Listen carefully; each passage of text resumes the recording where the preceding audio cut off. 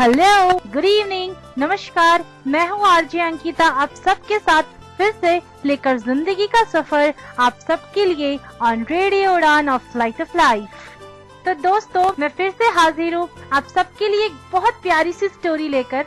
लेकिन स्टोरी सुनाने से पहले मैं आप सबको ईद की ढेर सारी शुभकामनाएं और मुबारकबाद देती हूँ। आप सबको मेरी तरफ से ढेर सारी ईद की विशेष।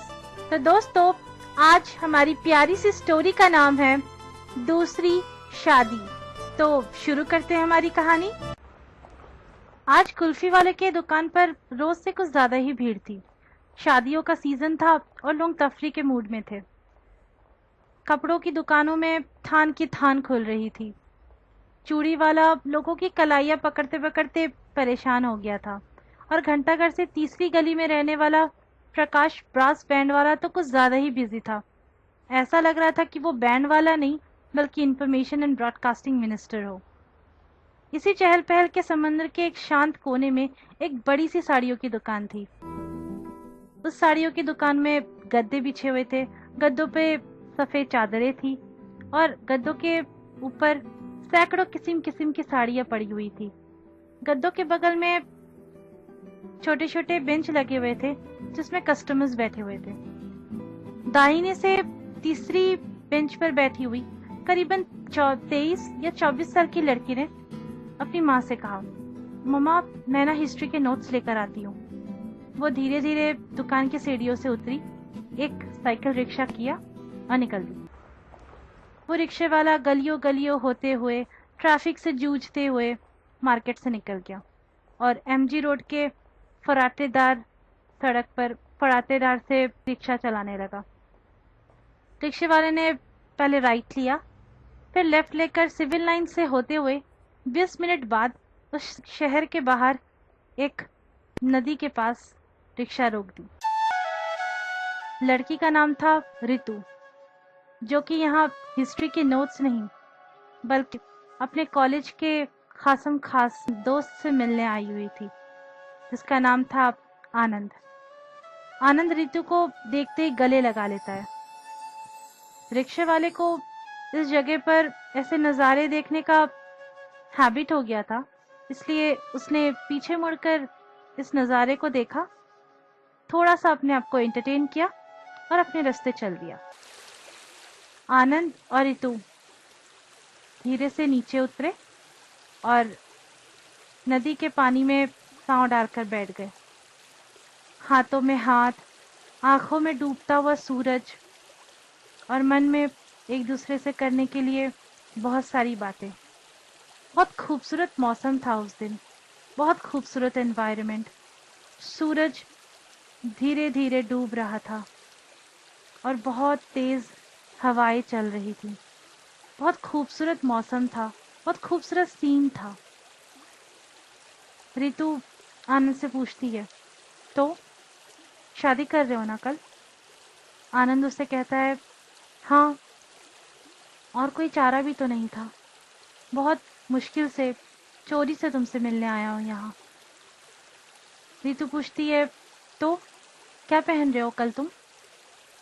आनंद रितु से कहता है, वही जो तुमने 3 साल पहले मुझसे मेरी बारात में पहनने के लिए कहा था। रितु आनंद से फिर से पूछती है, मुहूर्त कितने बजे की है? तुम्हारे नाम से अपना मांग भर लूंगी। दोनों एक दूसरे को खामोशी से कुछ देर तक देखते रहते हैं। फिर रितु बहुत गंभीरता से आनंद से पूछती है, कम से कम अब तो मेरा हाथ कस के पकड़ सकते हो ना? कल मेरे हस्बैंड बनने जा रहे हो। अगर हमें पता ना होता कि रितु और आनंद की ये जिंदगी हकीकत थी तो हम इसे ख्वाब का नाम भी दे सकते थे। जी हाँ, आनंद और रितु दोनों एक दूसरे के साथ 6 साल से रिलेशनशिप में थे। आनंद एमएससी फाइनल ईयर का स्टूडेंट और रितु बीएससी सेकेंड ईयर की स्टूडेंट थी। कॉलेज की ये दोस्ती धीरे धीरे कब प्यार में बदल गई, दोनों को पता ही नहीं चला। दोनों एक दूसरे से बहुत प्यार करने लगे थे, एक दूसरे के साथ बहुत खुश रहने लगे थे और दोनों ने ये डिसाइड किया कि वो अपनी आगे की जिंदगी एक साथ बिताएंगे। इसलिए उन्होंने शादी कर ली थी। आनंद और रितु ने ये शादी अपने घर परिवार, अपने फैमिली, अपने माँ पापा से लड़ झगड़ कर की थी, अपनी फैमिली के अगेंस्ट जाकर की थी, क्योंकि वो जानते थे वो एक दूसरे के बगैर नहीं रह सकते थे और वो अपने प्यार को अलग होते हुए भी नहीं देख सकते थे। इसलिए उन्होंने सबके अगेंस्ट जाकर शादी कर ली थी। आनंद और रितु जॉइंट फैमिली से बिलोंग करते थे। गुस्सैल दादाओं और जिद्दी चाचाओं के तेवर देखे थे, खूबसूरत भाभी और खामोशी में कुर्ते हुए चाचियों के जलवे देखे थे। वैसे तो मैं जॉइंट फैमिलीज को रोमांटिसाइज कर रही हूँ, जो कि सही भी है, क्योंकि जॉइंट फैमिलीज का भी अपना एक अलग ही मजा होता है। जॉइंट फैमिलीज में सब एक साथ एंजॉय करते हैं, एक दूसरे के साथ बातें शेयर करते हैं, लेकिन कभी कभी इन जॉइंट फैमिलीज की बहुत सारी खामियां भी होती हैं। ये उन दिनों की बात है जब मथुरा में अपार्टमेंट सिस्टम स्टार्ट हुआ था और ऐसे ही आनंद और रितु अपने छोटे से प्यारे से फ्लैट में शिफ्ट हो गए थे, क्योंकि इन छोटे छोटे अपार्टमेंट्स का भी अपना एक अलग मजा होता है। जैसे कि आनंद और रितु इस खुशी को एंजॉय कर रहे थे। अब आनंद और रितु देर 9 बजे तक अलसाए अपने बेड पर सो सकते थे। अब रितु कभी भी जीन्स पहन सकती थी, कभी भी अपने कॉलेज के फ्रेंड्स को घर बुला सकती थी, पार्टीज कर सकती थी। अब कभी भी वो अपने कॉलेज के फ्रेंड्स को बुलाकर गजल के महफिलें जमा सकते थे। वो फ्री थे, कुछ भी करने के लिए वो फ्री थे। आनंद और रितु एक दूसरे के साथ कभी भी डिनर्स पे जा सकते थे, कभी भी एक दूसरे के साथ रात को एक दूसरे के कंधे पर सर रखकर देर रात तक टीवी देख सकते थे। आनंद और रितु एक दूसरे के साथ बहुत ज्यादा खुश थे। अगर कभी रितु किसी भी ओकेजन्स पर आलता लगाने के बाद अपने हाथों में मेहंदी लगाने के लिए बैठती, तो आनंद उसे प्यार से अपने पास खींचकर किसी घमंडी और नाकाबिल चित्रकार की तरह कहता कि मेहंदी वो लगाएगा, और मेहंदी खराब होने के बाद रितु नाराज हो जाती और उसे मनाने के लिए मेहंदी सूखने के बाद आनंद उसके हाथ चूम लेता और कहता, देखो कितना गहरा रंग आया है। मैं करूँ ना करूँ, लेकिन तुम्हारी सास यानी मेरी माँ तुम्हें बहुत प्यार करेगी। आनंद और रितु एक दूसरे के साथ बहुत ज्यादा खुश थे। एक दिन आनंद ने अपनी फेलोशिप से कुछ पैसे बचाकर रितु के लिए शादी का पहला तोहफा एक बहुत खूबसूरत पीली बनारसी साड़ी लेकर आया था। कुछ महीनों बाद रितु भी जवाबी एक बहुत महंगी, बहुत खूबसूरत तोहफा लेकर आई आनंद के लिए। ब्लैक स्ट्रैप्स वाली और गोल्डन डायल की घड़ी, महंगी थी, तारीख दिखाती थी। ऐसे ही धीरे धीरे एक और खूबसूरत तारीख उन दोनों की जिंदगी में चली आ रही थी, आनंद और रितु की फर्स्ट मैरिज एनिवर्सरी की डेट। लेकिन फ्रिज के ऊपर लगा हुआ कैलेंडर इस खूबसूरत तारीख के पहुंचता उसके पहले ही रितु के हाथों से अपने चारों तरफ स्केच पेन का गोला लगवाकर एक और खूबसूरत तारीख मैदान जंग में कूद चुकी थी। रितु माँ बनने वाली थी। आनंद और रितु की जिंदगी में एक और नई खुशी आने वाली थी। आनंद और रितु ने अपना घर परिवार छोड़ा था, लेकिन अब उन दोनों की अपनी एक नई फैमिली बनने जा रही थी। तो दोस्तों, क्या आनंद और रितु अपने प्यार को प्रूफ कर पाएंगे? पूरी दुनिया को ये दिखा पाएंगे कि उन्होंने सही डिसीजन लिया था? ये सब सुनने के लिए आप सब बने रहिए मेरे साथ, और मैं एक छोटे से ब्रेक के बाद लौट कर आती हूँ।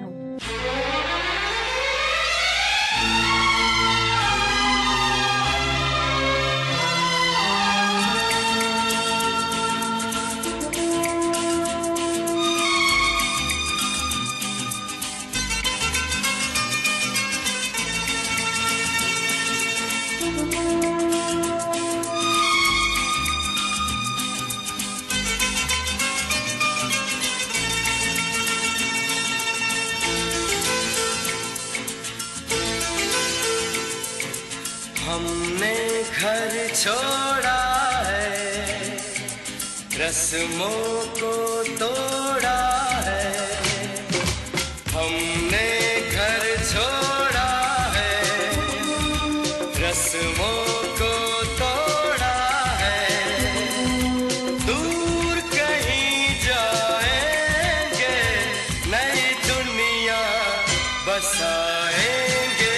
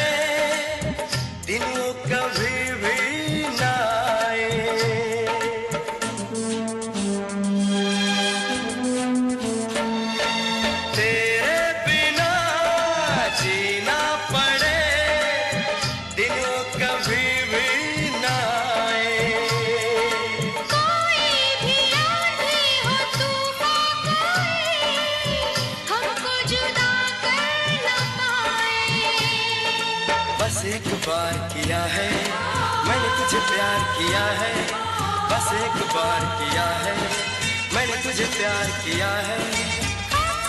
तेरी बाहों में जन्नत को भुलाएंगे, हमने घर छोड़ा है, रस्मों को तोड़ा है।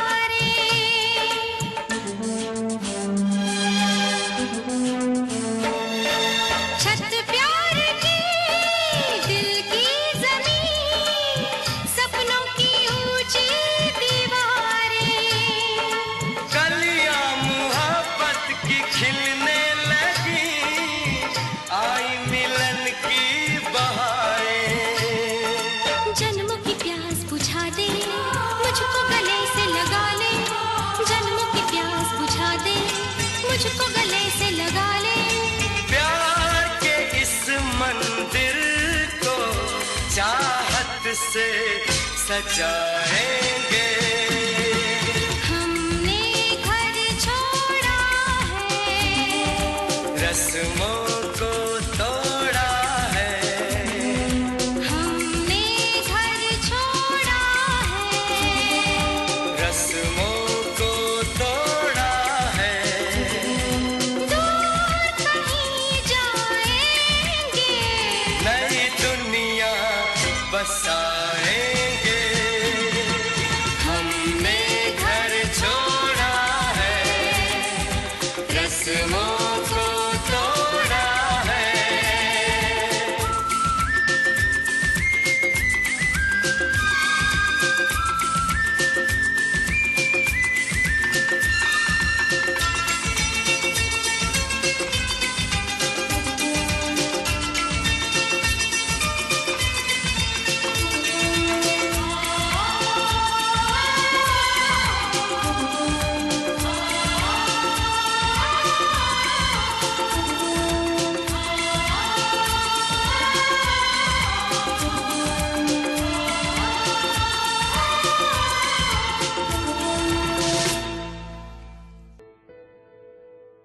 वेलकम बैक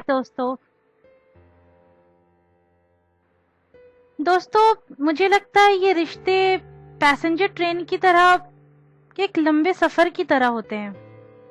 शुरू शुरू में हंसी ठहाके चहल पहल, लेकिन धीरे धीरे जैसे सफर आगे बढ़ता है सब सब मुसाफिर खामोश हो जाते हैं, चुप हो जाते हैं, अपने में मशरूफ हो जाते हैं। धीरे धीरे सफर और आगे बढ़ता है तो रिश्ता एक गहरी नींद में सो चुका रहता है। जो मुसाफिर सफर के शुरू शुरू में ख्वाबों को अटैची में लेकर उम्मीदों को होल्ड ऑन में बांध के आए हुए रहते हैं, वो अब धीरे धीरे सफर से ऊब जाते हैं, ऊबने लगते हैं। वैसे ही रितु और आनंद का रिश्ता भी एक गहरी नींद सो चुका था। रितु और आनंद के रिश्ते को 10 साल गुजर चुके थे और उन दोनों के रिश्ते में बहुत सारी बदलावट आ चुकी थी।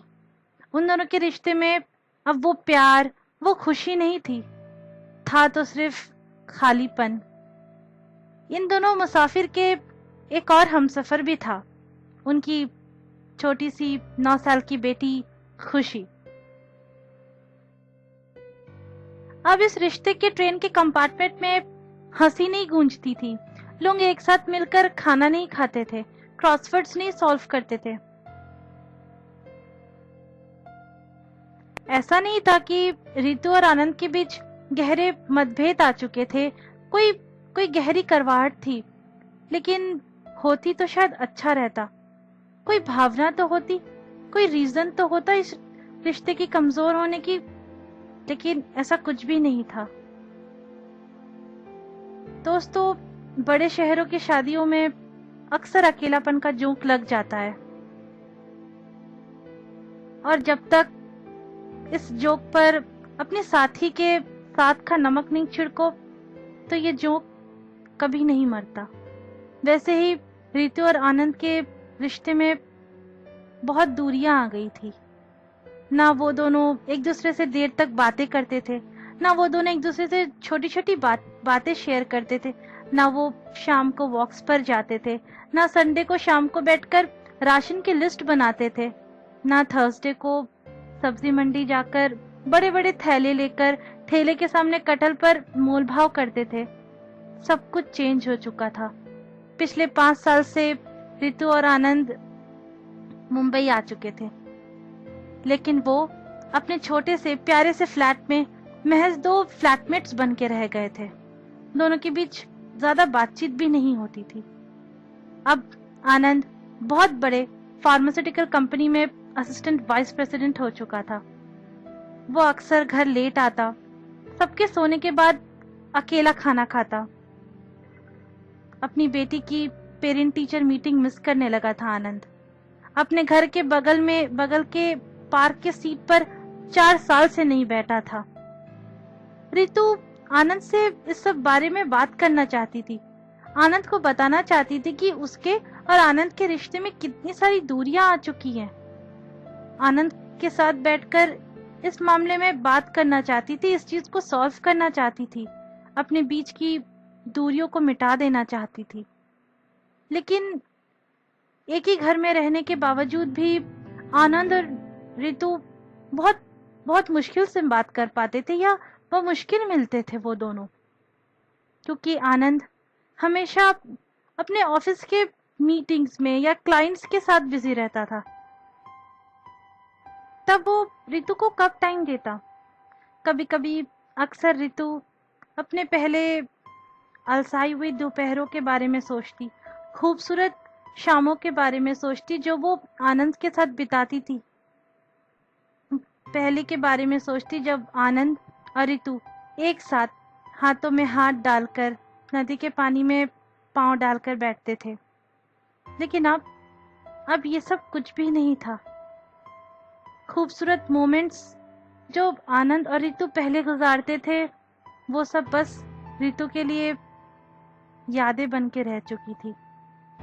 और ऐसे में कभी कभी रितु ये सब पल को याद कर कर बहुत रो लेती थी। ऐसे में आनंद के ऑफिस में एक नई लड़की का अपॉइंटमेंट होता है, नाज़नीन। तो दोस्तों, इस कहानी में आगे क्या होता है, ये कहानी किस तरफ रुख लेती है, ये सब सुनने के लिए आप सब बने रहिए मेरे साथ, और मैं एक छोटे से ब्रेक के बाद लौट कर आती हूँ। हमने तुमसे, तुमने हमारा रिश्ता जोड़ा गम से, एक वफा के सिवा कौन सी खता हुई थी हमसे। कभी बंधन जुड़ा लिया, कभी दामन छुड़ा लिया,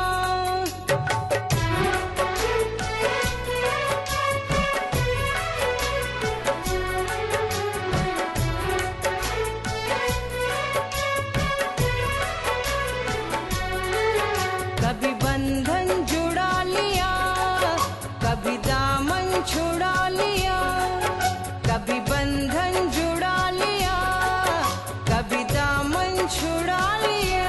ओ साथी रे, कैसा सिला दिया ये वफा का, कैसा सिला दिया, कैसा सिला दिया ये वफा का, कैसा सिला दिया। तेरे वादे ओ इरादे, तेरे वादे ओ इरादे, ओ मितवा रे,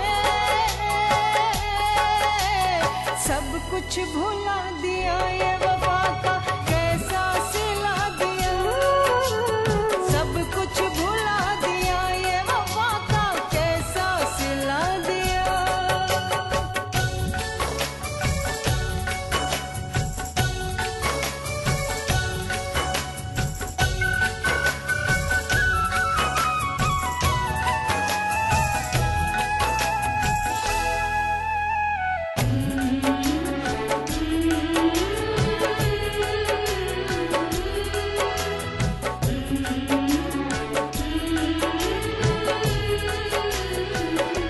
मेरी यादों में तुम हो, मेरी सांसों में तुम हो,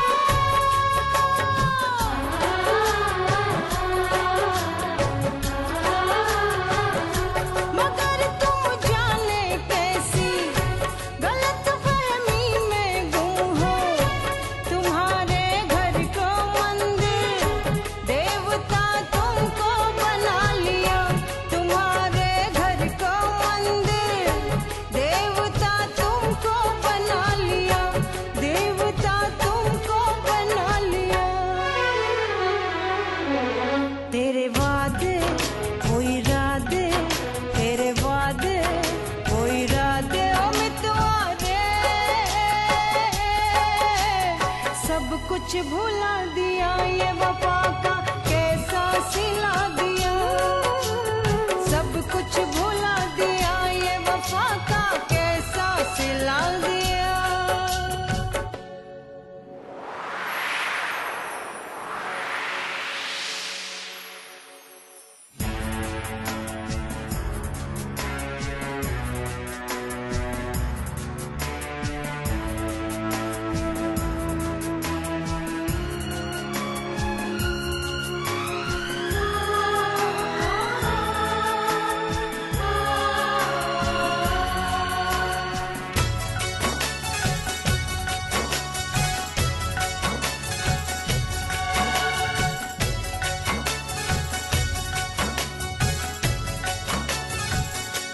उम्र भर सो न सकेंगे, किसी के हो न सकेंगे,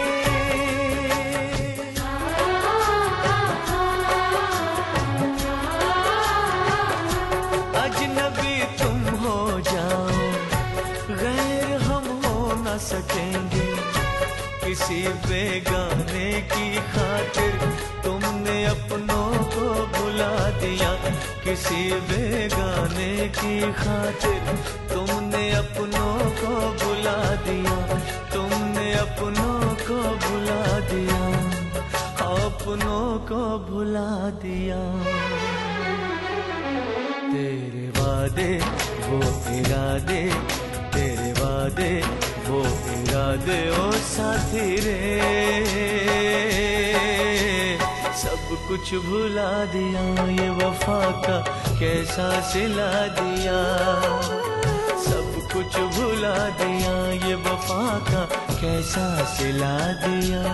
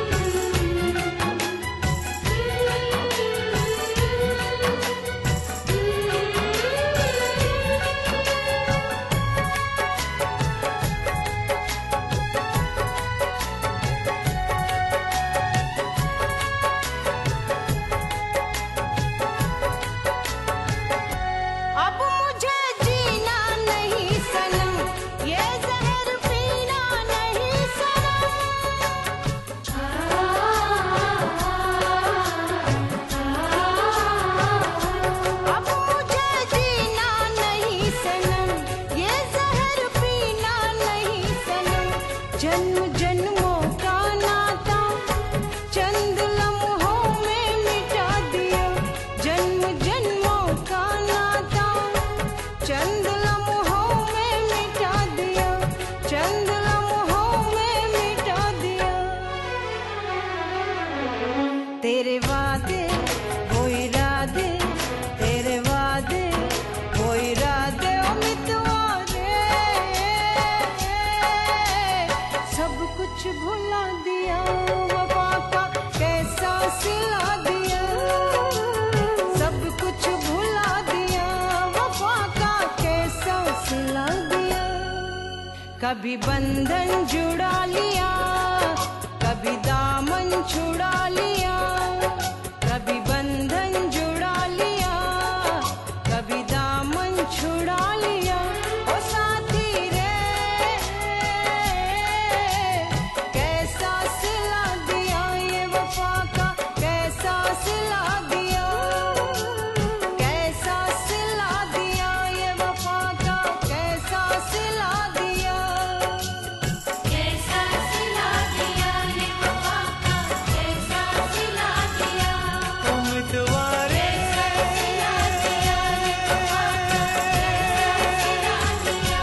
उम्मीदवारे उम्मीदवारे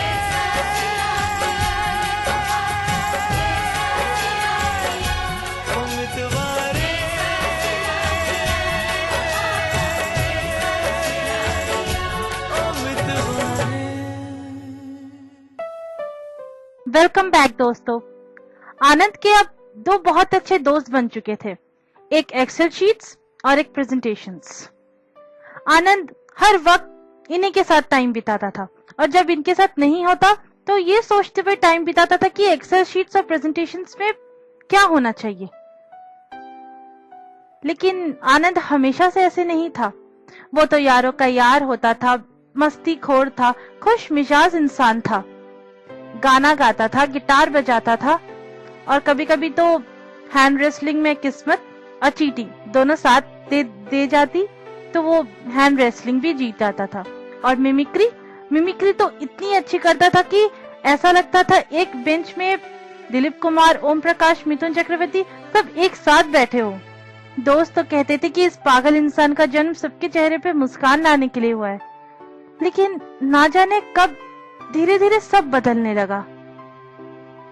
न जाने आनंद ने अपने आप को कहीं पीछे छोड़ दिया था। आनंद के लिए शायद उसकी एमबीए की डिग्री उम्र कैद का ऑर्डर बन चुकी थी। वो अपनी करियर की उड़ान इतनी अच्छी भर रहा था, लेकिन रितु के साथ अपना रिश्ता कमजोर करते जा रहा था। वो रितु से बहुत दूर हो चुका था। वो अब रितु से अपनी दिन भर की छोटी छोटी बातें नहीं शेयर करता था, लेकिन अब ऑफिस में ऐसा कोई आ गया था जो आनंद से अपनी दिन भर की छोटी छोटी बातें शेयर करना चाहता था। नाज़नीन मथुरा से ही थी और आनंद के टीम में ही शामिल कर ली गई थी। नाज़नीन ये नौकरी अपने हस्बैंड की मसरूफियत और एक खाली खाली घर से भागने के लिए कर रही थी। अब काम के वजह से आनंद और नाज़नीन काफी वक्त एक साथ बिताने लगे। अब नाज़नीन अपनी हर छोटी छोटी बातें आनंद से शेयर करने लगी थी। वो कहती कि कल क्रिकेट मैच देखा था, अचार खाओगे? अम्मी ने भेजा है मथुरा से। तुम्हें पता है होली के समय हमारे मोहल्ले में ऐसा कोई भी हिंदू मुस्लिम का सीन नहीं था। होली में डैडी को सब लोग लाल पीले कलर से रंग देते थे और होली के दिन एंड में उनका कुर्ता फटना तो तय था। हर साल का ट्रेडिशन था। अच्छा, इतना गुमसुम क्यों लग रहे हो? वो गजल याद है, चुपके चुपके रात दिन आंसू बहाना, याद है? धीरे धीरे आनंद की जिंदगी नए नए लम्हों से भरती जा रही थी। जैसे हफ्ते गुजरे, आनंद के लाइफ में एक्सेल सीट्स और प्रेजेंटेशंस के बाद इस तीसरे दोस्त नाज़नीन ने अड्डा जमा लिया था। आनंद को कभी कभी ये एहसास होता था कि अपने करियर में इतना अच्छा करने के बावजूद भी उसकी लाइफ में कितनी सारी फिल इन द ब्लैंक्स आ चुकी है, कितनी सारी बातें वो अपने बारे में भूल चुका है। कभी कभी यही सब प्यारी प्यारी बातें आनंद रितु से करता था, लेकिन अब बातें करने का कोई गुंजाइश नहीं था, क्योंकि रितु और आनंद अजनबी हो चुके थे। तो दोस्तों, क्या आनंद को एहसास होगा कि उसका और रितु का रिश्ता कितना कमजोर हो चुका है? उसके और रितु के बीच में कितनी सारी दूरियां आ चुकी हैं? ये सब सुनने के लिए आप सब बने रहिए मेरे साथ। मैं एक छोटे से ब्रेक के बाद लौट कर आती हूँ। जमेगी संगीत की महफिल। तेरे मेरे सपने, मेरा साया, मेरा साया। मजनू नंबर 1 में ठहरा, लड़की के पापा जी चाहे लगा लो दुनिया भर का पैरा। जानती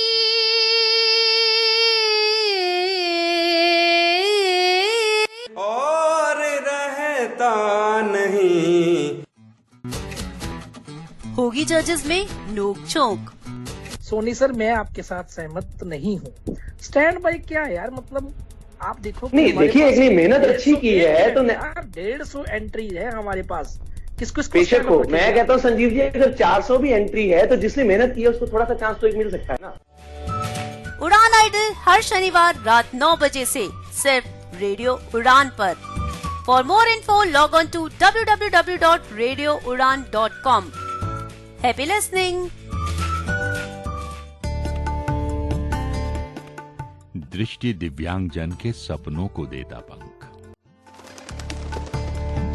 मजबूत होकर वो बढ़ें आगे, यही प्रयास करते हैं हम। शिक्षा और व्यावसायिक प्रशिक्षण से खोलते हैं रोजगार के नित नए द्वार। आत्मनिर्भर बने ये और गर्व करे देश, समाज और परिवार। दिव्यांगजन सशक्तिकरण विभाग, सामाजिक न्याय एवं अधिकारिता मंत्रालय, भारत सरकार के अंतर्गत दृष्टि दिव्यांग का संबल। राष्ट्रीय दिव्यांगजन सशक्तिकरण संस्थान, 116 Rajpur road, Dehradun. Building trust, constructing optimism since second world war. National Institute for the Empowerment of Persons with Visual Disabilities, 116 Rajpur Road, Dehradun.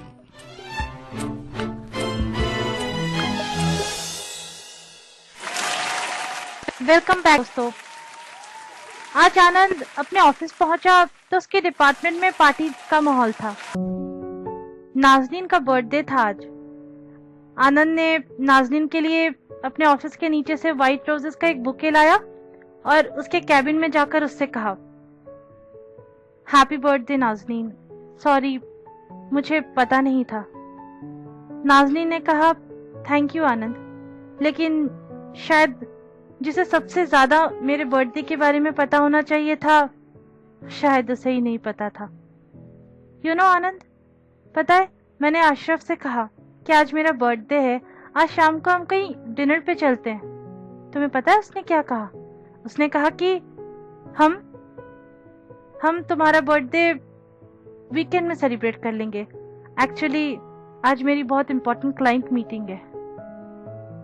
आनंद, जिसे ऊपर वाले ने फैसला करके भेजा था, अशरफ ने तो मेरा बर्थडे ही चेंज कर दिया। आनंद, क्या इतना मुश्किल होता है एक हस्बैंड को अपने वाइफ का बर्थडे याद रखना?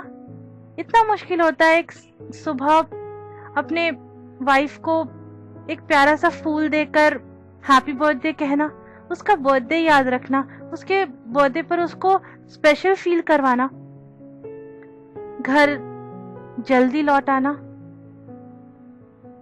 पूरे साल में अशरफ बिजी रहता है, लेकिन क्या एक दिन भी वो मेरे लिए स्पेशली नहीं निकाल सकता? आनंद नाज़नीन की बातें चुपचाप सुन रहा था।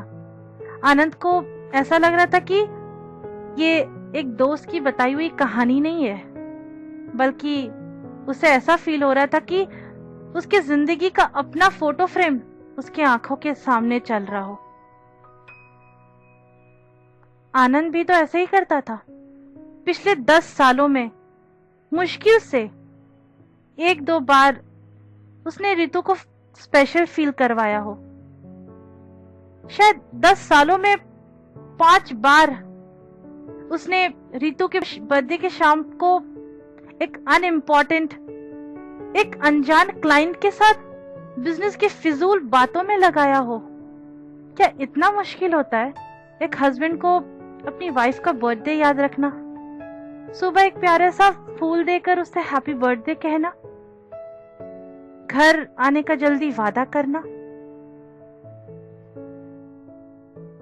दोस्तों, ऐसा तभी होता है जब रिश्तों में धुत लोगों को उस रिश्ते से अब पहला जैसा नशा नहीं रहता है। वो अपने करियर को इतना इम्पोर्टेंट समझ लेते हैं कि अपने सबसे ज्यादा क्लोज, सबसे ज्यादा इम्पोर्टेंट इंसान को इग्नोर कर देते हैं। ऐसे लोग अपने सबसे ज्यादा क्लोज, सबसे ज्यादा इम्पोर्टेंट इंसान को इतना ज्यादा फॉर ग्रांटेड ले लेते हैं कि गैर जरूरी इंसान कभी कभी उनके लिए कुछ ज्यादा ही इम्पोर्टेंट बन जाता है। आनंद को अब धीरे धीरे शायद एहसास होता है कि नाज़नीन की खाली खाली जिंदगी सिर्फ एक दोस्त की बताई हुई कहानी नहीं, बल्कि आनंद की जिंदगी का सबसे बड़ा आईना थी। आनंद को अब एहसास होता है कि उसने रितु के साथ अपने रिश्ते को कितना कमजोर कर लिया है। उसे ऐसा लग रहा था कि उसका रिश्ता बहुत गहरी नींद सो चुका है, और सो चुका भी था। उसके रितु के बीच में बहुत सारी दूरियां आ गई थी। अब उसकी जिंदगी खोखली, दीमक खाई, बगैर बात की जिंदगी बनकर रह गई थी। आनंद को अब एहसास हो रहा था कि उसकी जिंदगी कितनी खाली हो चुकी है, जस्ट बिकॉज वो अपने करियर में इतना धुत हो चुका था कि उसने अपने रिश्ते को ही गहरी नींद सुला दिया था। तो दोस्तों, आनंद को इस एहसास होने के बाद वो आगे क्या करता है, ये सब देखने के लिए आप सब बने रहिए मेरे साथ, और मैं एक छोटे से ब्रेक के बाद लौट कर आती हूँ।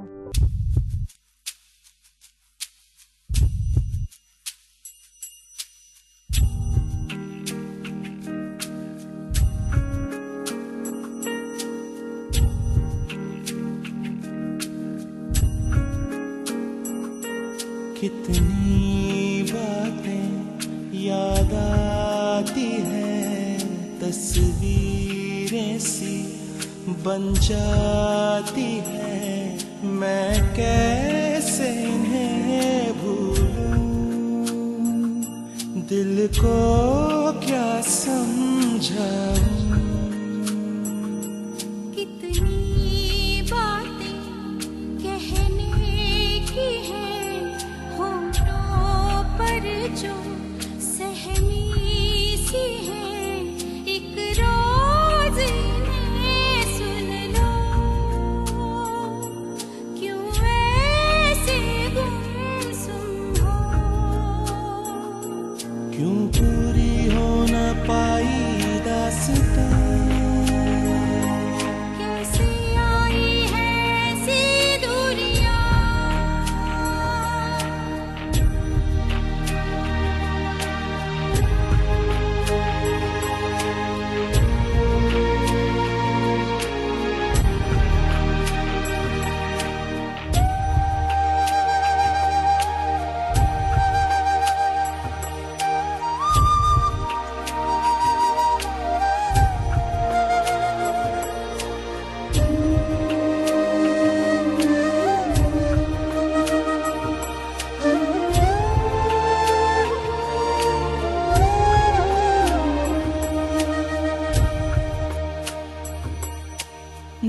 दोनों के दिलों में छुपा है जो एक अनजाना सा गम, क्या हो पाएगा वो कम, कोई क्या कहे।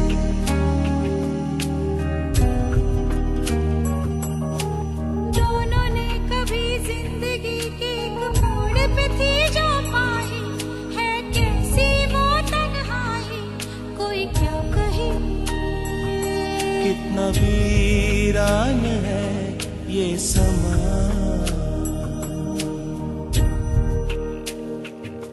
सांसों में जैसे घुलता है धुआं, कैसे आई है ऐसी दूरियां। कितनी बातें याद आती हैं, तस्वीरें सी बन जाती है, मैं कैसे भूलूं।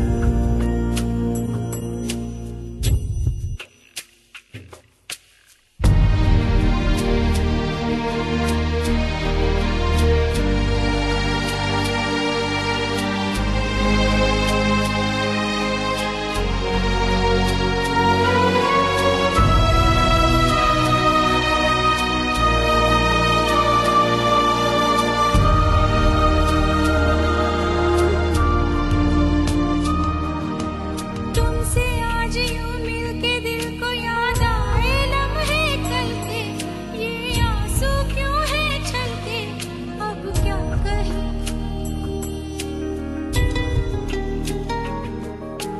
तुमने हमको देखा जो ऐसे तो एक उम्मीद है जागी, फिर तुमसे प्यार पाने की अब क्या कहें।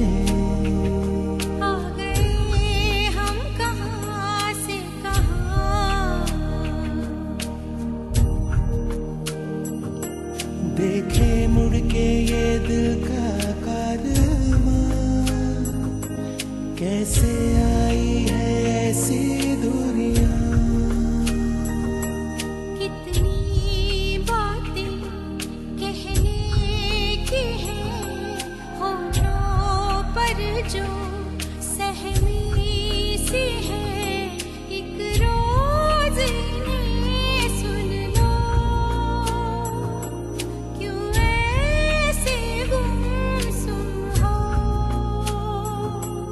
कितनी बातें याद आती हैं, तस्वीरें सी बन जाती हैं, मैं कैसे इन्हें भूलूं,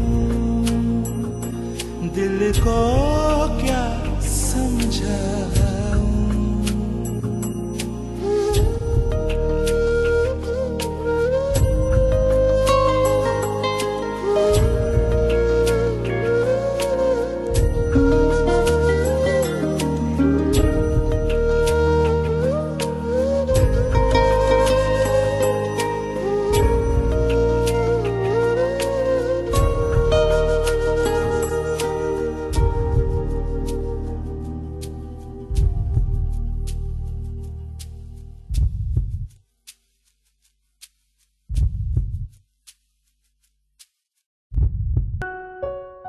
वेल बैक दोस्तों, आज आनंद अपने घर में रोज से कुछ ज्यादा ही चुप था।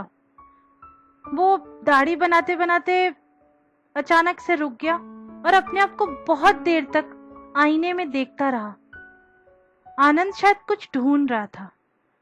आनंद अपने में वो अक्स ढूंढ रहा था जिसे वो बहुत पहले नदियों के किनारे सीढ़ियों के पास कहीं दफन करके आ चुका था। आनंद अपने बारे में सब कुछ भूल चुका था, अपनी एक्चुअल नेचर को भूल चुका था। आनंद उसे धीरे धीरे नाज़नीन की सारी बातें याद आ रही थी। उसे याद आ रहा था कि नाज़नीन ने उसे अशरफ के रूडनेस के बारे में बताया था। उसे याद आ रहा था कि अशरफ ने कैसे छोटी सी मामूली बात के लिए तुनक कर नाज़नीन से 2 दिन तक बात नहीं की थी। उसे याद आ रहा था कि कैसे अशरफ ने नाज़नीन को सबके सामने बुरी तरह झड़क दिया था। उसे ये याद आ रहा था कि नाज़नीन के मम्मी पापा के 50वीं मैरिज एनिवर्सरी पर अशरफ सिर्फ इस वजह से लेट आया था क्योंकि उसकी एक इम्पोर्टेंट मीटिंग थी। नाज़नीन ने अशरफ के बारे में सब जो भी आनंद को बताया था वो तो आनंद की लाइफ की एक रिफ्लेक्शन थी। वो अशरफ नहीं, वो तो आनंद था। नाज़नीन के इस कहानी ने आनंद को आईना दिखा दिया था। आनंद अब समझ चुका था कि अब या तो दवा करने का वक्त है या फिर इस रिश्ते को हमेशा हमेशा के लिए काट कर फेंक देने का। आनंद रितु के बीच में जो भी रिश्ता था अब वो आनंद के लिए एक बोझ बन के बस रह गया था, जिसे वो इतने सालों से बस घसीट रहा था। आनंद ने सोच लिया था कि अब फैसले की घड़ी आ चुकी है। या तो उसे ये डिसाइड करना है कि अपने रिश्ते को इम्प्रूव करना है या तो इस रिश्ते को हमेशा हमेशा के लिए खत्म कर देना है। थोड़ी देर बाद बाहर से रितु ने आनंद को नाश्ता करने के लिए बुलाया। आनंद का मन नहीं था, इसलिए उसने उससे कहा कि मैं ऑफिस के लिए निकल रहा हूँ, नाश्ता ऑफिस में ही कर लूंगा, और वो चला गया। ऑफिस पहुंचने के बाद लंच टाइम के बाद नाज़नीन आनंद के केबिन में आई। नाज़नीन ने आनंद से कहा, आनंद हार गई, मैं थक चुकी हूँ अशरफ और अपने रिश्ते को संभालते संभालते। लेकिन मुझे तो पता ही नहीं था आनंद कि अशरफ और मेरा रिश्ता कब का खत्म हो चुका है और अब हमने ये डिसाइड किया है कि हम डिवोर्स लेंगे। हमने ये डिसाइड कर लिया है कि जो रिश्ता कभी था ही नहीं था उस रिश्ते को खत्म करना बेहतर है। इसलिए इस टूटे हुए रिश्ते पर हमने ये डिसाइड किया है कि हम कोर्ट की मोहर लगवा लेंगे। We are getting divorced. लेकिन आनंद, बचा लो अपने रिश्ते को। अशरफ की तरह ये गलती मत कर बैठना। अपने रिश्ते को टूटने मत दो आनंद। आनंद कुछ देर तक नाज़नीन को बस देखते रहा। उसने नाज़नीन से कहा, नाज़नीन तुमने बहुत देर कर दी सलाह देने में। आनंद ने डेस्क पे रखे हुए उस 2 कागज के पन्नों को देखा और कहा, नाज़नीन मैंने अपना डिसीजन ले लिया है। I've taken my decision। अगले दिन आनंद और रितु की 9:30 बजे की फ्लाइट थी मुंबई टू दिल्ली की। घर से एयरपोर्ट जाते वक्त टैक्सी में रितु और आनंद ने एक दूसरे से एक शब्द नहीं कहा। कोई बातचीत नहीं हुई उन दोनों के बीच। फ्लाइट लैंड हुई दिल्ली और आनंद और रितु मथुरा के लिए निकल गए।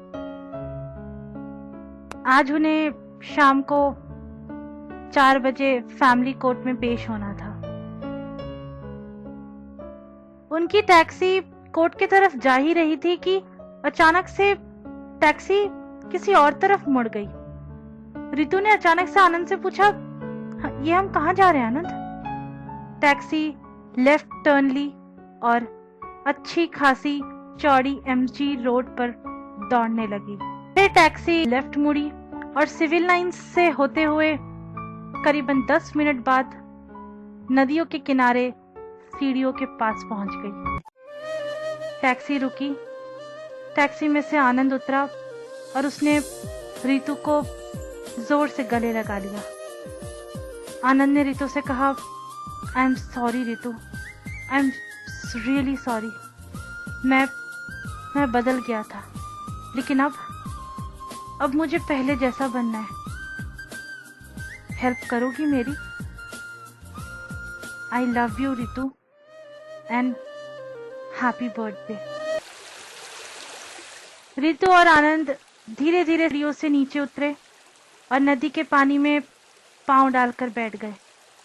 हाथों में हाथ आंखों में डूबता हुआ सूरज और मन में ढेर सारी बातें।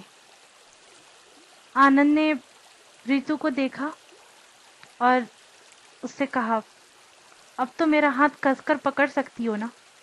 3 घंटे में फैमिली कोर्ट में हमारी दूसरी शादी जो होने वाली है।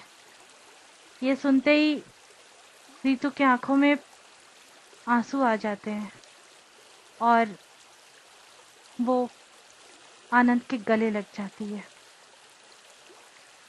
बस इतनी सी थी आज की ये कहानी। तो दोस्तों, क्या लगी आज की कहानी आप सबको? आई होप आप सबको ये कहानी जरूर पसंद आई होगी। अगर आप सबको ये कहानी पसंद आई है तो आप अपना वैल्यूएबल फीडबैक्स देना मत भूलिएगा मुझे, और मैं फिर से हाजिर हो जाऊंगी अगले ट्यूसडे आप सबके लिए एक प्यारी सी स्टोरी लेकर। तब तक के लिए खुश रहिए, मुस्कुराते रहिए और दूसरों को भी खुश रखिए। लेकिन जाने से पहले ये प्यारा सा गीत सुनकर जरूर जाइएगा। Okay, bye bye, good night, और सुनते रहिए radio Udaan of flight of life.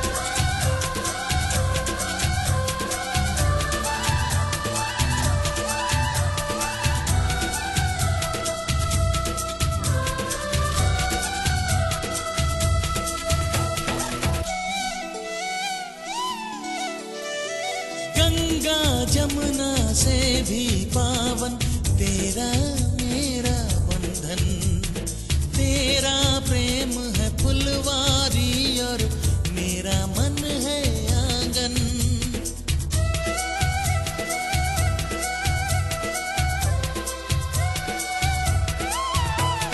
जन्मों जन्मों